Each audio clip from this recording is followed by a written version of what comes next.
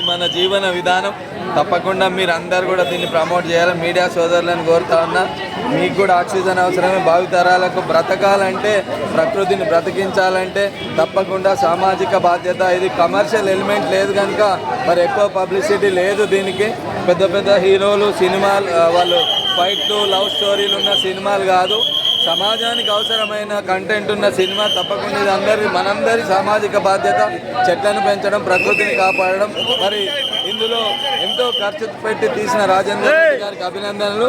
ఇది అన్ని కాలేజీలలో, స్కూళ్ళల్లో మరి తప్పకుండా ప్రదర్శించే విధంగా మేము కూడా ఇనిషియేటివ్ తీసుకుంటున్నాం. మీరు కూడా దీనికి ఎక్కువ పబ్లిసిటీ వచ్చే విధంగా, అందరి సినిమాను చూసే విధంగా చేసే బాధ్యత మనందరం తీసుకోవాలి.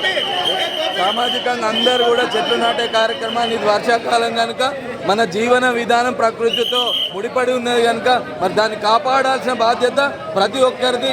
ఇది ఏ ఒక్కరిదో కాదు, మీడియా, ప్రభుత్వం, మరి పౌరులు అందరి సమిష్టి బాధ్యత కనుక దీన్ని ఒక ఉద్యమంగా తీసుకుపోయి మనం అందరం కూడా స్వచ్ఛమైన గాలిని పీల్చే విధంగా చెట్లను పెంచాలి, ఎక్కువ చెట్లను పెంచాలి, ఈ పర్యావరణ సమతుల్యాన్ని కాపాడాలి, మరి పొల్యూషన్ను కంట్రోల్ చేయాలి, ఎక్కువ సైక్లింగ్ని ఎంకరేజ్ చేయాలి, వాకింగ్ని ఎంకరేజ్ చేయాలి, ఈ కార్లను, ఈ కార్బన్ మోనాక్సైడ్ని తగ్గించాలి. మరి ఈ సినిమా ద్వారానన్నా కొద్దిగా అవేర్నెస్ వస్తుంది సమాజంలో అని ఆశిస్తూ రాజేందర్ రెడ్డికి మరొకసారి అభినందన.